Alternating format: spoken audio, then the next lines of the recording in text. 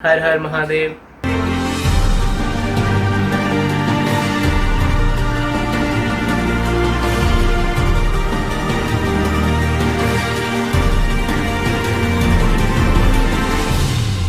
Welcome two year 2020, जहां पर public order का ब्रेकडाउन हो चुका है, इकोनॉमीज नीचे जा रही हैं, सिविल वॉर्स और राइट्स बहुत कॉमन हो गए हैं। दुनिया के हर पार्ट में ऑलमोस्ट वायलेंस इन्फ्लिक्टेड हुई हुई है और ये जितने भी वॉर के या वायलेंस के प्रोपोनेंट्स हैं ये बोलते हैं कि पीस जस्टिफाई कर सकते हैं हम लोग वायलेंस से।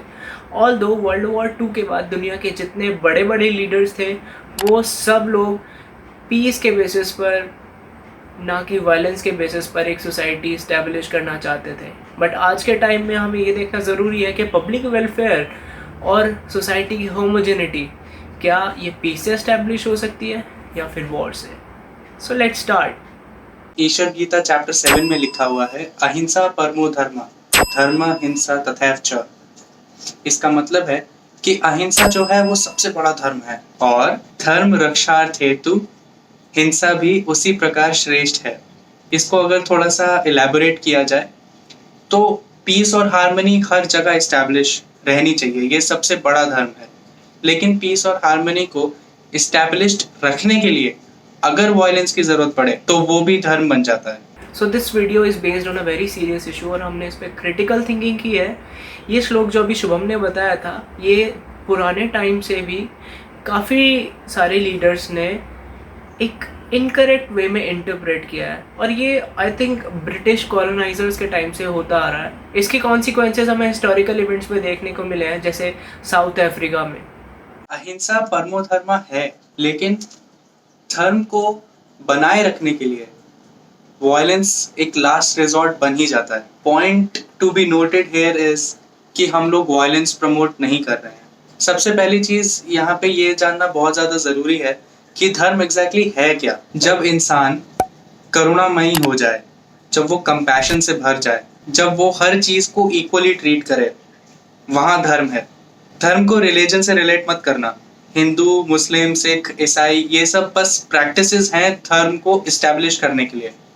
लेकिन unfortunately over the period of time इसके डिस्क्रिमिनेशन की वजह से धर्म कहीं और ही चला गया है और बस ये मेयर रिलीजन्स रह गए हैं। Anyway, now that we know what actual dharma is, let's come back to our topic. Humans have been a very smart animal primitive time से, और दूसरे एनिमल से कितना कुछ सीखते आ रहे हैं। इसमें सबसे इम्पॉर्टेंट टेक्निक्स हैं टेक्निक्स फॉर सर्वाइवल। और टेक्निक्स फॉर सर्वाइवल में हमारे पास 3 टेक्निक्स आती हैं: फ्रीज, फाइट एंड फ्ली। तो आप कौन सी सिचुएशन में कौन सा एक्शन चूज़ करते हैं ये उस सिचुएशन पे भी डिपेंड करता है, और आपकी कैसे नर्चरिंग हुई है, क्या संस्कार आपको बचपन से दिए गए हैं, उस पर भी ये अप्लाई होता है। इनफैक्ट कई बार ऐसा होता है कि आप किसी नैरो लेन के थ्रू जा रहे होते हैं या फिर एक शेडी स्ट्रीट पर या फिर रात में अंधेरे में कहीं से निकल रहे होते हैं, तो people may attack you. So at that time you have to get violent. आपको वायलेंट होना पड़ेगा खुद को बचाने के लिए। इतना ही नहीं, अगर एक चैलेंजिंग सिचुएशन आपके पास कभी आ जाती है, जैसे राइट्स के सीन में अक्सर होता है कि लोग आपके घर में घुसकर आपको मारने की कोशिश करते हैं, आपके फैमिली को हार्म करने की कोशिश करते हैं, तो at that time you have to get violent. आपको खुद को डिफेंड करने के लिए वायलेंट होना पड़ेगा। इनफैक्ट ये बहुत ज़रूरी है आपको खुद को और अपनी फैमिली को प्रोटेक्ट करने के लिए कि आप फिजिकली फिट रहें, और you should have something to defend yourself. It may be a technique और सेल्फ डिफेंस ट्रेनिंग, ये कुछ भी हो सकता है। So you should be ready to resort in a violent way when violence is the only way and the opponent of you is inflicting violence on you at a very serious note and there is no other way. लोग violence को resort क्यों करते हैं? क्या उनका natural instinct violence होता है? Actually अगर इसको थोड़ा सा साइकोलॉजी की तरीके से देखा जाए तो वो डिपेंड करता है कि उस पर्सन की अपब्रिंगिंग कैसे हुई है, उसने अपने बचपन में क्या देखा था, क्या चीजें, कैसे वो रहा है। फॉर एग्जाम्पल, अगर कोई अनाथ है और उसके पास only way of survival is to kill, या फिर वो घर की फैमिली मैटर्स की वजह से वायलेंस बहुत ज्यादा देख रहा है, या कि वहाँ पे घर पे उसका एनवायरनमेंट ही ऐसा है कि वहाँ पे वायलेंस होता ही रहता है, डोमेस्टिक वायलेंस के तो केसेस हम लोग सुनते ही रहते हैं।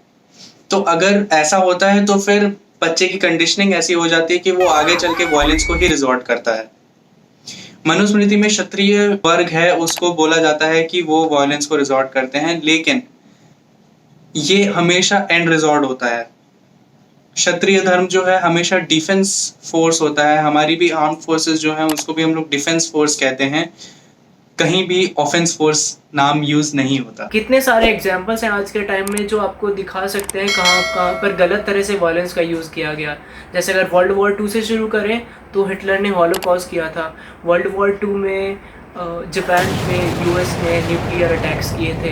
आज की बात करें तो आईसिस कैसे सर कलम करके लोगों को, जर्नलिस्ट को मार देता है just because they don't keep the same beliefs as of ISIS people. Kashmir में भी जो पत्थरबाज हैं, पत्थरबाजी को as a employment means choose करते हैं और आर्मी पर पत्थरबाजी करते हैं। इसके अलावा अगर आप और भी एग्जांपल्स देखना चाहते हैं तो स्वीडन में और नॉर्वे में कैसे सड़कें जला दी गई, शहर जला दिए गए। सेम काम बेंगलोर में भी किया और दिल्ली में तो लोगों को स्लॉटर किया और नाले में फेंक दिया। These are the examples of violent incidents that have been recently unjustly justified. हमारे सनातन स्क्रिप्चर्स में तो एंडलेस एग्जाम्पल्स हैं। सबसे पहले हम लोग भगवत गीता का सबसे फेमस श्लोक याद करते हैं, यदा यदा ही धर्मस्य ग्लानिर्भवति भारत अभ्युत्थानम धर्मस्य तदात्मानं सृजाम्यहम् परित्राणाय साधूनां विनाशाय च दुष्कृतां धर्म संस्थापनार्थाय संभवामि युगे युगे। इसका मतलब है मैं तब इस धरती पे जन्म लेता हूँ जब जब धर्म की हानि होती है, मैं तब तब इस धरती पे आता हूँ जब जब संतों का शोषण हो रहा होता है। तो ये श्री कृष्ण ने भगवत गीता में कहा था अर्जुन से। श्री कृष्ण एक्चुअली परब्रह्म के एक रूप हैं। हरि और हरा के बहुत सारे मल्टीपल अवतार्स हैं। अगर हम लोग नारायण की बात करें तो उनमें 10 अवतार्स हैं, जिसमें से ऑलमोस्ट सारे ही अवतार्स ने वायलेंस लिया है एज द लास्ट रिजॉर्ट। अगर हम लोग स्टार्ट करें मत्स्य अवतार से तो उन्होंने एक डीमन को मारा था जो समुद्र में छुपा हुआ था, टू रीस्टैब्लिश धर्म एंड टू रीस्टैब्लिश वेदास का ज्ञान वापस लाने के लिए। अगर हम लोग और थोड़ा आगे चलते हैं तो कश्यप अवतार, जिसमें एग्जैक्टली वायलेंस नहीं था बट एक पीस और हार्मनी लाने के लिए उसमें समुद्र मंथन के टाइम पे यूज हुआ था कश्यप अवतार। वाराह अवतार, जिसमें उन्होंने हिरण्याक्ष को मारा था और धरती को वापस जल के ऊपर लाए थे।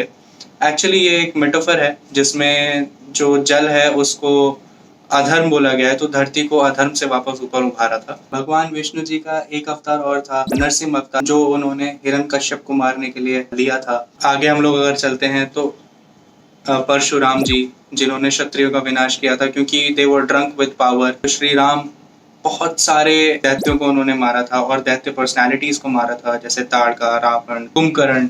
फिर हम लोग श्री कृष्ण की साइड आते हैं तो लिस्ट तो बहुत सारी है, लेकिन to name a few, Putana, Kansa, Shishupal और ऐसे कितने डायरेक्टली और इनडायरेक्टली उनके एनकाउंटर्स हुए थे डीमन पर्सनालिटीज के साथ और डीमंस के साथ। कुरुक्षेत्र वॉर पूरा श्री कृष्ण ने ही एक तरीके से लीड किया था टू रीस्टैब्लिश धर्म थ्रू वॉर। तो मैं सारे अवतार्स के बारे में नहीं बता रहा हूँ, बट ये कुछ मेजर अवतार हैं जिसमें वायलेंस का जिक्र हुआ है। वायलेंस टू रीस्टैब्लिश धर्म।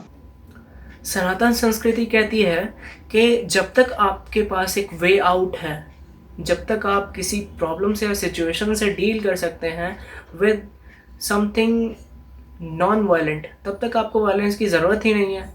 इनफैक्ट जो ब्लैक लाइव्स मूवमेंट में हुआ या जो बैंगलोर राइट्स में हुआ, वहाँ पर वो दोनों ही इंसिडेंट जस्टिफाइड नहीं थे, जहाँ पर शहर के शहर जला दिए गए। आपके पास एक सिस्टमेटिक तरीका है, उसकी बजाय अगर आप चूज़ करते हैं इकोनॉमी ख़राब करने का, लोगों को मार देने का, शहर के शहर जला देने का, तो ये रिफॉर्म नहीं लाता, ये लाता है टेरर।